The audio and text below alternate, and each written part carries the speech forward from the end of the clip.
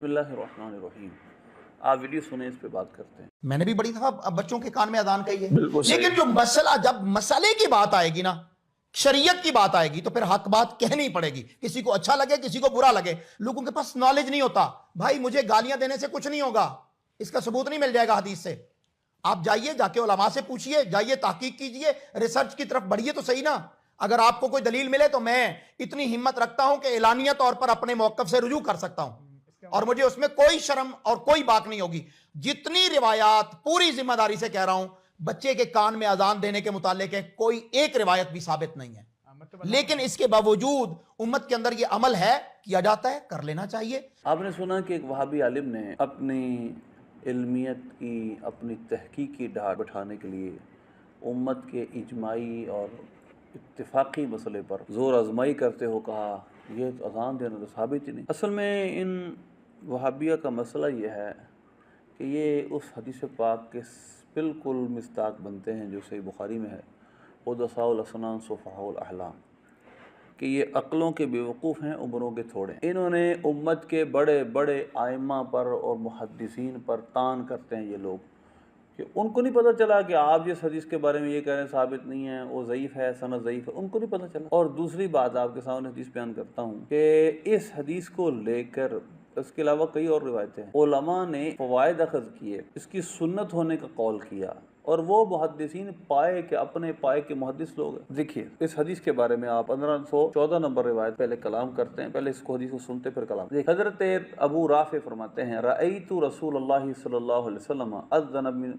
फ़ी उज़्निल हसन इब्न अली रज़ियल्लाहु अन्हु हिना वलदतहु फ़ातिमतु बिस्सला, कि नबी पाक सल्लल्लाहु अलैहि वसल्लम को मैंने देखा कि आपने इमाम हसन मुज्तबा रज़ियल्लाहु तआला अन्हु के कान में नमाज वाली आज़ान पढ़ी जब हज़रत सैयदा के घर वो पैदा हुए। ये रिवायत आपके सामने चल रही है। अब आप इसके पर गौर करें ज़रा। इस रिवायत को इमाम तिरमिज़ी ने हसन सही कहा है, इमाम नववी के भी इस पर इत्तेफाक, लेकिन चूँकि इनके इमाम अलबानी इसको ज़ईफ़ कहते हैं, इसके एक रावी पर तान करते हुए, तो लिहाजा इसलिए ये साहिब फरमा रहे हैं कि ये हदीस साबित नहीं। चलें हम उन मुहक्किकीन पर बात नहीं करते जो गुज़िश्ता थे, क्योंकि आपको तो नए मुहक्किकीन की बातें बड़ी अच्छी लगती हैं, बानी की, ज़ुबैर ज़ई की।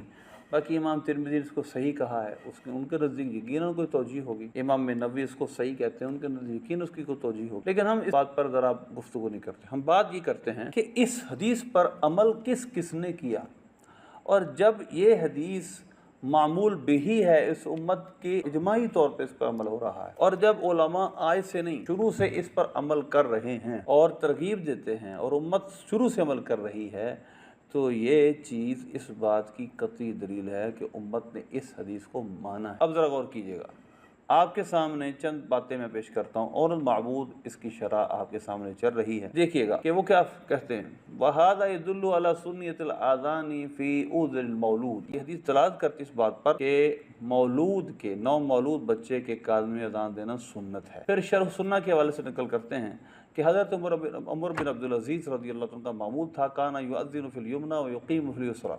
हज़रत उमर बिन अब्दुल अज़ीज़ रज़ियल्लाहु तआला अन्हु दाएं कान में आज़ान, बाएं में इक़ामत कहा करते थे जब बच्चा पैदा होता था। मिरक़ात के हवाले से लिखा है, इमाम मुल्ला निकारी रहमतुल्लाह अलैह के हवाले। फिर इसके बाद कहते हैं कि हाफिज़ इमाम ज़हाबी ने तलख़ीस में फरमाया कि मुसनदन तो ये रिवायत मैंने नहीं देखी, लेकिन और मुरफ़ूअन इसको रिवायत किया गया है इब्न सन्नी ने, और वो रिवायत इमाम हुसैन रज़ियल्लाहु तआला से इन लफ्ज़ों में है कि जिसके यहाँ बच्चा पैदा हो, मम वलिद लहु मौलूदुन फ़अज़्ज़न फ़ी उज़ुनिल युमना व अक़ाम फ़िल युसरा लम तज़ुरहु उम्मु सिबिया, कि जिसके यहाँ बच्चा पैदा हो उसके दाएं कान में आज़ान, बाएं में इक़ामत कहे, उस बच्चे को उम्मु सिबियान का मर्ज़ नहीं लगेगा। यानी ये जिन्नों की तरफ से एक मर्ज़ इंसान पर लगता है और इंसान को तंग करते हैं, वो उसको बच्चे को ये नहीं लगेगा। अब ज़रा गौर कीजिएगा कि एक तरफ हैं ये लोग और एक तरफ हैं ये उम्मत के मुक़्तदर लोग कि जिनमें हज़रत उमर बिन अब्दुल अज़ीज़ जैसी शख्सियत ये काम करती थी। और एक और रिवायत, चलो एक सनद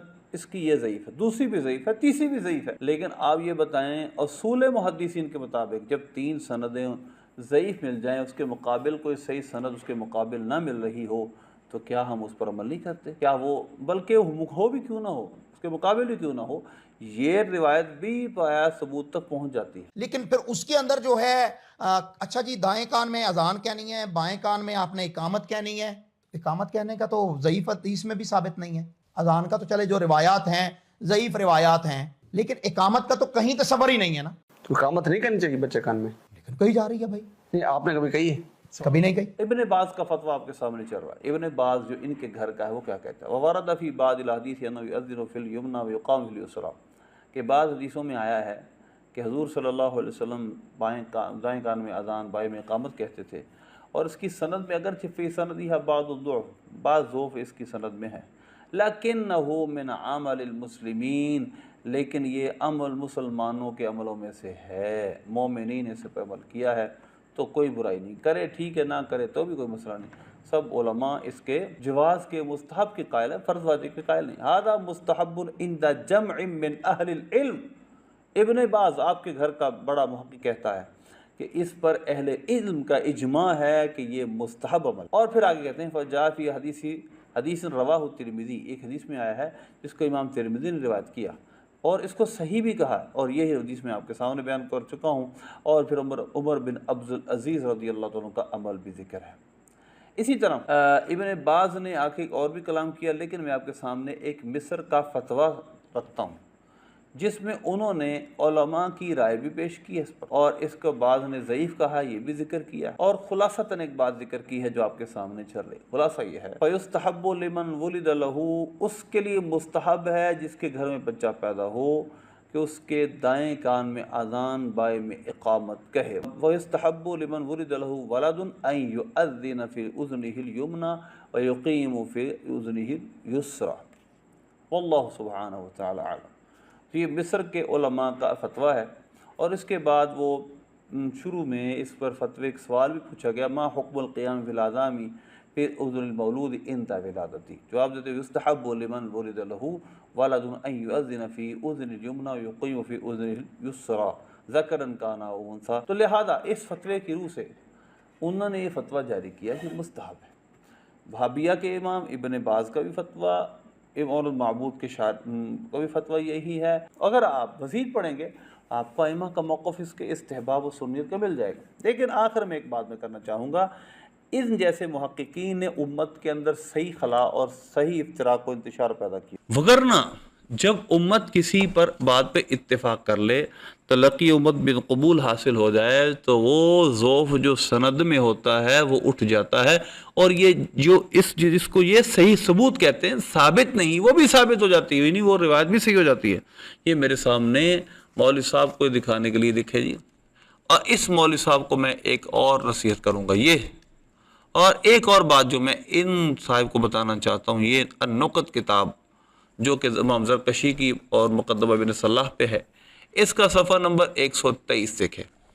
اس کے اندر حدیث ضعیف کی بحث کرتے ہوئے اس کا ضعف کیسے اٹھتا ہے یہ بات لکھی ہے, یہ آپ کے سامنے, کہ جس حدیث کو تلقی امت بالقبول حاصل ہو جائے اس کی سند کا ضعف اٹھ جاتا ہے.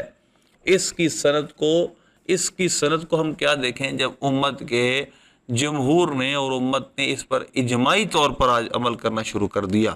مثلا دیکھیں, یہ کہتے ہیں کہ کسی چیز کا سند کا ضعیف ہونا اس بات کا مقتضی نہیں کہ اس کا متن بھی ضعیف ہو. آگے اس کے بعد کہتے ہیں الثالث, ایک اور طریقہ جس سے حدیث ضعیف صحیح ہو جاتی ہے, ان الحدیث الضعیف اذا تلقته الامت بالقبول امل به على الصحیح, کہ جب کسی حدیث ضعیف کو تلقی امت بالقبول حاصل ہو جائے صحیح قول پر اس پر عمل کیا جائے گا, یہاں تک کہ انه ينزل منزلۃ المتواتر, یہاں تک کہ وہ روایت متواتر کے درجے تک چلی جاتی ہے. یہ اصول حدیث ہے, یہ اصول محدثین کے جو انہوں نے حدیث کے امام ہیں ان کے بنائے ہوئے اصول ہیں. تو ان مولوی صاحب سے گزارش ہے, خدا را ایسے مسئلوں میں بڑی تحقیق اور بڑی احتیاط سے بات کرنے کی ضرورت ہوتی ہے.